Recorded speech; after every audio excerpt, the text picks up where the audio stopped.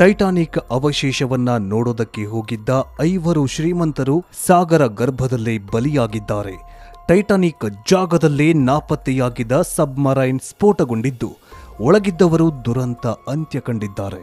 ಈ ದುರಂತ 1912ರಲ್ಲಿ ನಡೆದ ಟೈಟಾನಿಕ್ ದುರಂತವನ್ನ ನೆನಪಿಸಿದೆ. ಹಾಗಾದ್ರೆ ಈ ಸಬ್ಮೆರಿನ್ ಕಣ್ಮರೆಯಾಗಿದ್ದು ಹೇಗೆ? ಆಕ್ಸಿಜನ್ ಖಾಲಿಯಾಗಿ ಒಳಗಿದ್ದವರು ಸತ್ರ, ಇಲ್ಲ ಸ್ಫೋಟದಿಂದ ಉಸಿರು ಚೆಲ್ಲಿದ್ರ? ಆ 96 ಗಂಟೆ ಸಾಗರ ದಾಳದಲ್ಲಿ ನಡೆದಿದ್ದಾದ್ರೂ ಏನು? ಹೇಗಿತ್ತು ಸಾವು ಬದುಕಿನ ಹೋರಾಟ ಅನ್ನೋದರ ಸಂಪೂರ್ಣ ಮಾಹಿತಿಯನ್ನ ಈ ವಿಡಿಯೋದಲ್ಲಿ ಕೊಡ್ತೀವಿ. ಮಿಸ್ ಮಾಡದೆ ಈ ವಿಡಿಯೋವನ್ನ ಪೂರ್ತಿಯಾಗಿ ನೋಡಿ. ಟೈಟಾನಿಕ್ ಹಡಗು ಮುಳುಗಿ ದಶಕಗಳು ಕಳೆದು ಹೋಗಿದೆ. ಆದರೆ ಅದರ ಬಗ್ಗೆ ಇರುವ ಕುತೂಹಲ ಮಾತ್ರ ಇನ್ನೂ ಕೂಡ ಕಡಿಮೆಯಾಗಿಲ್ಲ. ಮುಳುಗಿದ ಟೈಟಾನಿಕ್ ಹಡಗನ್ನ ಇನ್ನೂ ಕೂಡ ಮೇಲಕ್ಕೆ ಎತ್ತೋದಕ್ಕೆ ಸಾಧ್ಯವಾಗಿಲ್ಲ. ಈ ಹಡಗಿನ ಅವಶೇಷಗಳು ಈಗಲೂ ಕೂಡ ಅಟ್ಲಾಂಟಿಕ್ ಸಾಗರದಲ್ಲಿ ಮುಳುಗಡೆಯಾಗಿ ಅವಶೇಷಗಳಾಗಿವೆ. ಹೀಗೆ ಮುಳುಗಿರುವ ಹಡಗನ್ನ ನೋಡೋದಕ್ಕಂತಾನೆ ಪ್ರವಾಸಿಗರು ಹೋಗ್ತಾರೆ. ಹೀಗೆ ಸಾಗರದ ಆಳದಲ್ಲಿರುವ ಟೈಟಾನಿಕ್ ಹಡಗಿನ ಅವಶೇಷಗಳನ್ನ ನೋಡಲು ಹೋದವರು ಈಗ ನೀರಿನ ಆಳದಲ್ಲೇ ಶವವಾಗಿ ಹೋಗಿದ್ದಾರೆ. ಟೈಟಾನಿಕ್ ದುರಂತವನ್ನ ಕಣ್ಣಾರೆ ನೋಡಲು ಹೋದ ಪ್ರವಾಸಿಗರು ಇದೀಗ ತಮ್ಮ ಸಾವನ್ನ ತಾವೇ ತಂದುಕೊಂಡಿದ್ದಾರೆ. ಸಮುದ್ರದಲ್ಲಿ ಮುಳುಗಿದ ಟೈಟಾನಿಕ್ ಹಡಗಿನ ಅವಶೇಷಗಳ ದರ್ಶನಕ್ಕೆ ಪ್ರವಾಸಿಗರನ್ನ ಕೊಂಡೊಯ್ತಾ ಇದ್ದ ಸಬ್ಮೆರಿನ್ ಅಮೆರಿಕಾದ ಸಮುದ್ರದಲ್ಲಿ ಪತ್ತೆಯಾಯಿತು. 5 ದಿನ ಸತತವಾಗಿ ರಕ್ಷಣಾ ತಂಡಗಳು ಸಬ್ಮೆರಿನ್ ಪತ್ತೆಗೆ ಕಾರ್ಯಾಚರಣೆಗೆ ಇಳಿದಿದ್ವು. ನಾಪತ್ತೆಯಾದ 5ರನ್ನು ಜೀವಂತವಾಗಿಯೇ ಹೊರತೆಗೆಯುವುದಕ್ಕೆ ಎಲ್ಲಾ ರೀತಿಯ ಪ್ರಯತ್ನಗಳು ನಡೆದಿತ್ತು. ಆದರೆ ವಿಧಿಯಾಟ ಬೇರೆಯಾಗಿತ್ತು. ಯಾಕಂದ್ರೆ ಟೈಟಾನ್ ಹೆಸರಿನ ಅಂತರ್ಗಾಮಿ ನಾಪತ್ತೆಯಾಗಿ 5 ದಿನಗಳ ನಂತರ ಅದರ ಅವಶೇಷ ಪತ್ತೆಯಾಗಿತ್ತು. ಅಲ್ಲಿಗೆ ಅಧಿಕೃತವಾಗಿ ಸಬ್ಮೆರಿನ್ ಒಳಗಿದ್ದ 5ರೂ ದುರಂತ ಅಂತ್ಯ ಕಂಡಿದ್ದಾರೆ ಅಂತ ಅಧಿಕೃತವಾಗಿ ಅನೌನ್ಸ್ ಮಾಡಲಾಗಿದೆ. ಈ ಸಬ್ಮೆರಿನ್ ಹೇಗೆ ಕಣ್ಮರೆಯಾಯಿತು? ಆಕ್ಸಿಜನ್ ಖಾಲಿಯಾಗಿ ಒಳಗಿದ್ದವರು ಸತ್ರ, ಅಥವಾ ಬೇರೆ ಯಾವುದಾದ್ರೂ ಕಾರಣಕ್ಕೆ ಸಬ್ಮೆರಿನ್ ಒಳಗಿದ್ದ 5 ಶ್ರೀಮಂತರು ಶವವಾದ್ರ? ಈ ಪ್ರಶ್ನೆಗೆ ಉತ್ತರ ಹುಡುಕ್ತಾ ಹೋದ ರಕ್ಷಣಾ ತಂಡಕ್ಕೆ ನಿಜಕ್ಕೂ ಆಘಾತ ಎದುರಾಗಿತ್ತು. ಯಾಕಂದ್ರೆ ಸಾಗರ ದಾಳದಲ್ಲಿ ಕಣ್ಮರೆಯಾಗಿದ್ದ ಸಬ್ಮೆರಿನ್ ಸಮುದ್ರ ಗರ್ಭದಲ್ಲೇ ಸ್ಫೋಟಗೊಂಡಿತ್ತಂತೆ. ಈ ಸ್ಫೋಟದಿಂದ ಸಬ್ಮೆರಿನ್ ಒಳಗಿದ್ದ 5ರು ಬಲಿಯಾಗಿರುವುದಾಗಿ ತಿಳಿದು ಬಂದಿದೆ. ಸ್ನೇಹಿತರೆ, ಈ ದುರಂತಕ್ಕೂ ಮೊದಲೇ ಇದೇ ಜಾಗದಲ್ಲಿ 1912ರಲ್ಲಿ ಇದಕ್ಕಿಂತಲೂ ಘನಘೋರ ದುರಂತವೊಂದು ಸಂಭವಿಸಿತ್ತು. ಅದೇ ಟೈಟಾನಿಕ್ ಹಡಗು ದುರಂತ. ನಿಮಗೆಲ್ಲ ಟೈಟಾನಿಕ್ ಹಡಗು ದುರಂತದ ಬಗ್ಗೆ ಗೊತ್ತಿರಬಹುದು. ಟೈಟಾನಿಕ್ ಸಿನಿಮಾದಲ್ಲಿ ಆ ಘನಘೋರ ದುರಂತವನ್ನ ಕಣ್ಣಿಗೆ ಕಟ್ಟುವಂತೆ ಚಿತ್ರೀಕರಿಸಲಾಗಿದೆ. ಅಷ್ಟಕ್ಕೂ ಈ ದುರಂತ ಸಂಭವಿಸಿದ್ದು 1912ರಲ್ಲಿ. ಹೀಗೆ ಸಾಗರದ ಆಳದಲ್ಲಿ ಮುಳುಗಿದ ಈ ಹಡಗು ಏನಾಯ್ತು ಅನ್ನೋದನ್ನ ಪತ್ತೆ ಹಚ್ಚುವುದಕ್ಕಂತಾನೆ ಹಲವಾರು ವರ್ಷಗಳು ಬೇಕಾಯಿತು. ಈ ದುರಂತದ ಮಿಸ್ಟರಿಯನ್ನ ಪತ್ತೆ ಹಚ್ಚುವುದಕ್ಕೆ ಅದೆಷ್ಟೋ ಪ್ರಯತ್ನಗಳು ನಡೆದಿತ್ತು. ಆದರೆ ಅದ್ಯಾವ ಪ್ರಯತ್ನ ಕೂಡ ಟೈಟಾನಿಕ್ ದುರಂತಕ್ಕೆ ಕಾರಣ ಏನು, ಮುಳುಗಿದ ಟೈಟಾನಿಕ್ ಹಡಗು ಎಲ್ಲಿ ಅನ್ನುವ ಪ್ರಶ್ನೆಗೆ ಈಗಲೂ ಕೂಡ ಉತ್ತರ ಸಿಕ್ಕಿಲ್ಲ. ಸಾಗರದಾಳದಲ್ಲಿ ಮುಳುಗಿ ಹೋಗಿದ್ದ ಟೈಟಾನಿಕ್ ಹಡಗು ಪತ್ತೆಯಾಗುವುದಕ್ಕೆ ಬರೋಬ್ಬರಿ 77 ವರ್ಷಗಳು ಬೇಕಾಯಿತು. 1985ರಲ್ಲಿ ಅಮೆರಿಕಾದ ನೇವಿ ಆಫೀಸರ್ ರಾಬರ್ಟ್ ಬಾಲಾರ್ಟ್ ಎಂಬಾತ ಸಾಗರದ ಗರ್ಭದಲ್ಲಿ ಮುಳುಗಿ ಹೋಗಿದ್ದ ವಿಶ್ವದ ದೈತ್ಯ ಹಡಗನ್ನ ಪತ್ತೆ ಹಚ್ಚುತ್ತಾರೆ. ಹೀಗೆ ಸಿಕ್ಕಿದ ಟೈಟಾನಿಕ್ ಹಡಗಿನ ಅವಶೇಷಗಳನ್ನ ಮೇಲಕ್ಕೆ ಎತ್ತುವುದಕ್ಕೆ ಮಾತ್ರ ಸಾಧ್ಯವಾಗಲೇ ಇಲ್ಲ. ಇದನ್ನೆಲ್ಲ ಈಗ್ಯಾಕೆ ಹೇಳ್ತಿದೀವಿ ಅಂತ ಕನ್ಫ್ಯೂಸ್ ಆಗಬೇಡಿ. ಯಾಕಂದ್ರೆ ಈಗ ಇದೇ ಟೈಟಾನಿಕ್ನ ಅವಶೇಷ ಇರುವ ಜಾಗ ಪ್ರವಾಸಿ ತಾಣವಾಗಿ ಬದಲಾಗಿ ಹೋಗಿದೆ. ದೊಡ್ಡ ಶ್ರೀಮಂತರು ಕೋಟಿ ಕೋಟಿ ಹಣ ಕೊಟ್ಟು ಇಲ್ಲಿಗೆ ಸಬ್ಮೆರಿನ್ಗಳ ಮೂಲಕ ಹೋಗ್ತಾರೆ. ಅದರಂತೆ ಜೂನ್ 18ನೇ ತಾರೀಕಿನಂದು ಸಬ್ಮೆರಿನ್ನಲ್ಲಿ ಟೈಟಾನಿಕ್ ಅವಶೇಷವನ್ನ ನೋಡೋದಕ್ಕಂತಾನೆ ಹೋದವರು ಈಗ ದುರಂತ ಅಂತ್ಯ ಕಂಡಿದ್ದಾರೆ. ಜೂನ್ 18ನೇ ತಾರೀಕು ಸಬ್ಮೆರಿನ್ ತನ್ನ ಸಂಪರ್ಕ ಕಳೆದುಕೊಂಡು ಯಾವ ರೀತಿ ಟೈಟಾನಿಕ್ ದುರಂತ ಅಂತ್ಯ ಕಂಡಿತ್ತೋ ಅದೇ ರೀತಿ ಅದೇ ಜಾಗದಲ್ಲಿ ಟೈಟಾನಿಕ್ ಅವಶೇಷ ನೋಡೋದಕ್ಕೆ ಹೋದವರು ದುರಂತ ಅಂತ್ಯ ಕಂಡಿದ್ದಾರೆ. ಸಮುದ್ರದಲ್ಲಿ 4000 ಮೀಟರ್ ಅಡಿ ಕಣ್ಮರೆಯಾಗಿದ್ದ ಈ ಸಬ್ಮೆರಿನ್ ಏನಾಯಿತು? ಒಳಗಿರುವ 5 ಮಂದಿ ಇನ್ನೂ ಬದುಕಿದ್ದಾರಾ ಸತ್ತಿದ್ದಾರಾ ಅಂತ ಗೊತ್ತಿಲ್ಲದೆ ಶೋಧವಂತೂ ನಡೀತಾನೆ ಇತ್ತು. ಆದ್ರೆ ನಾಪತ್ತೆಯಾದ 5 ದಿನ 5ರೂ ಸಾಗರದಾಳದಲ್ಲೇ ಉಸಿರು ಚೆಲ್ಲಿದ್ದಾರೆ ಎನ್ನುವ ಸತ್ಯ ತಿಳಿದು ಬಂದಿದೆ.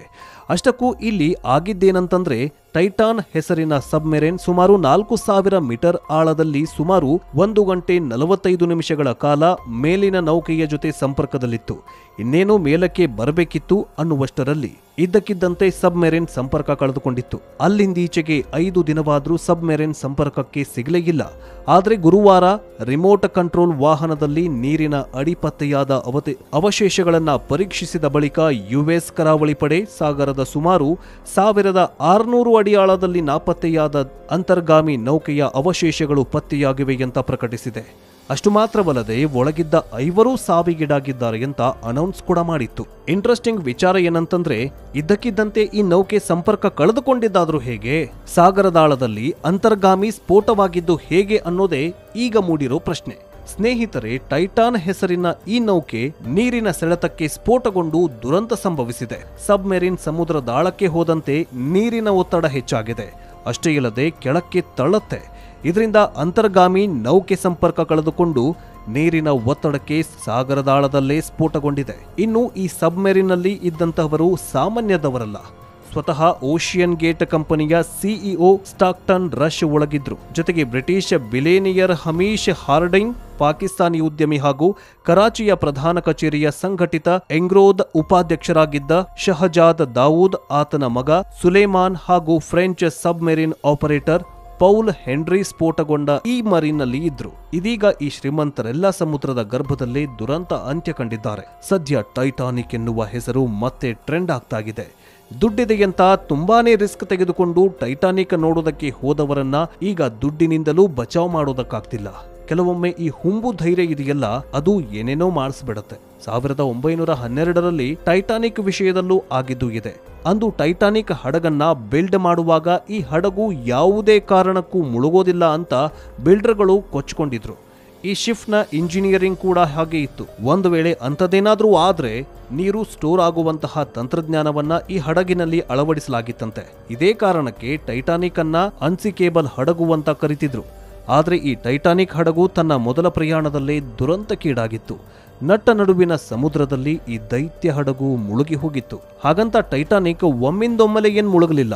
ಹಡಗು 2 ಭಾಗ ಆದ ನಂತರ ಕೂಡ ತುಂಬಾ ಹೊತ್ತು ನೀರಲ್ಲಿ ತೇಲಾಡ್ತಾ ಇತ್ತು.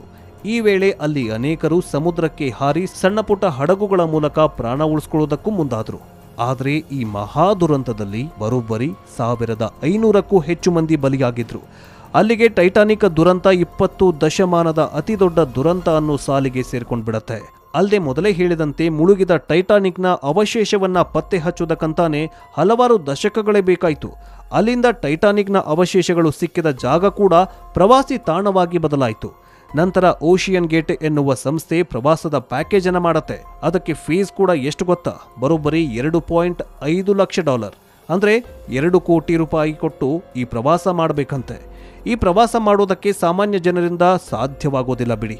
ಓಷಿಯನ್ ಗೇಟ್ ಇಂತಹದೊಂದು ಪ್ಯಾಕೇಜ್ ರೆಡಿ ಮಾಡಿದಾಗ ತುಂಬಾ ಶ್ರೀಮಂತರು ಟೈಟಾನಿಕ್ನ ಅವಶೇಷ ಇರುವ ಪ್ರದೇಶಕ್ಕೆ ಟ್ರಿಪ್ ಹೋಗಿ ಬಂದಿದ್ದಾರೆ.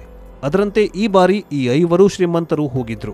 ಆದರೆ 2 ಕೋಟಿ ಕೊಟ್ಟು ಟೈಟಾನಿಕ್ ಅವಶೇಷ ನೋಡೋದಕ್ಕೆ ಹೋದವರು ಇಂದು ಸಬ್ಮೆರಿನ್ ಸ್ಫೋಟದಿಂದ ಬಲಿಯಾಗಿದ್ದಾರೆ.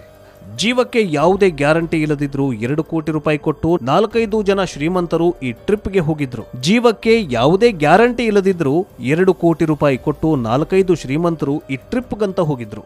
ಹಾಗ ಹೋದವರು ಈಗ ಸಮುದ್ರದಾಳದಲ್ಲಿ ಸಾವಿಗೀಡಾಗಿದ್ದಾರೆ. ಆತಂಕಕಾರಿ ವಿಷಯ ಏನು ಗೊತ್ತಾ? ಸಬ್ಮರೀನ್ 96 ಗಂಟೆಗಳಿಗೆ ಬೇಕಾಗುವಷ್ಟು ಆಮ್ಲಜನಕವನ್ನ ಹೊಂದಿತ್ತು. ಅದು ಖಾಲಿಯಾಗಿ ಉಸಿರಾಟದ ಸಮಸ್ಯೆಯಿಂದ ಸಬ್ಮೆರಿನ್ನಲ್ಲಿದ್ದ ಆ ಶ್ರೀಮಂತರು ಸತ್ತೋಗಿದ್ದಾರೆ ಅಂತ ಹೇಳಲಾಗಿತ್ತು. ಆದ್ರೆ ಸಾಗರ ಗರ್ಭದಲ್ಲಿ ಆಗಿರೋದೇ ಬೇರೆ. ಅವರು ಸತ್ತಿರೋದು ನಿಜ. ಆದ್ರೆ ಆಕ್ಸಿಜನ್ ಕೊರತೆಯೊಂದೇ ಅದಕ್ಕೆ ಕಾರಣವಲ್ಲ. ಬದಲಾಗಿ ಸಮುದ್ರ ಗರ್ಭದಲ್ಲಿ ಈ ಶ್ರೀಮಂತರನ್ನ ಹೊತ್ತು ಸಾಗಿದ್ದ ಸಬ್ಮೆರಿನ್ ಭಯಂಕರವಾಗಿ ಸ್ಫೋಟಗೊಂಡು ಈ ಪ್ರವಾಸಿಗರು ನರಕ ಯಾತನೆ ಅನುಭವಿಸಿ ಉಸಿರು ಚೆಲ್ಲಿದ್ದಾರೆ. ಇನ್ನು ಸಬ್ಮೆರಿನ್ ಹುಡುಕಾಟದ ವೇಳೆ ನೌಕೆಯೊಂದಕ್ಕೆ 30 ನಿಮಿಷಕ್ಕೊಮ್ಮೆ ಬಡಿಯುವ ಶಬ್ದ ಕೇಳಿ ಬಂದಿತ್ತು. ಇದು ಸಬ್ಮೆರಿನ್ನ ಶಬ್ದ ಎಂದು ಅಂದಾಜಿಸಲಾಗಿತ್ತು. ಅಲ್ಲದೆ ಸಬ್ಮೆರಿನ್ ಒಳಗಿದ್ದ 5 ಬದುಕಿದ್ದಾರೆ ಎಂತಲೂ ಕೂಡ ಅಂದಾಜಿಸಲಾಗಿತ್ತು. ಆದರೆ ಅದು ಈಗ ಸುಳ್ಳಾಗಿದೆ. ನಾಪತ್ತೆಯಾಗಿದ್ದ ಸಬ್ಮೆರಿನ್ನ ಗಾತ್ರ ಬಹಳ ಚಿಕ್ಕದಾಗಿದ್ದ ಕಾರಣ ಅದರ ಪತ್ತೆ ಹಚ್ಚುವಿಕೆ ಸಾಹಸದ ಕೆಲಸವಾಗಿತ್ತು. ಹೀಗಾಗಿ ಎಲ್ಲಾ ರೀತಿಯ ತಂತ್ರಜ್ಞಾನಗಳನ್ನ ಬಳಸಿಕೊಂಡು ನಾಪತ್ತೆಯಾಗಿದ್ದ ಸಬ್ಮೆರಿನ್ ಪತ್ತೆ ಹಚ್ಚುವುದಕ್ಕೆ ರಕ್ಷಣಾ ತಂಡಗಳು ಮುಂದಾಗಿದ್ವು. ಕೊನೆಗೆ ರಿಮೋಟ್ ಕಂಟ್ರೋಲ್ ವಾಹನದ ಶೋಧದಲ್ಲಿ ನೀರಿನ ಅಡಿ ನಾಪತ್ತೆಯಾಗಿದ್ದ ಸಬ್ಮೆರಿನ್ ಅವಶೇಷ ಪತ್ತೆಯಾಗಿದ್ದು, ದುರದೃಷ್ಟವಶಾತ್ ಈ 5 ಶ್ರೀಮಂತರು ಸಾಗರ ಗರ್ಭದಲ್ಲೇ ಸಬ್ಮೆರಿನ್ ಸ್ಫೋಟಗೊಂಡು ದುರಂತ ಅಂತ್ಯ ಕಂಡಿದ್ದಾರೆ.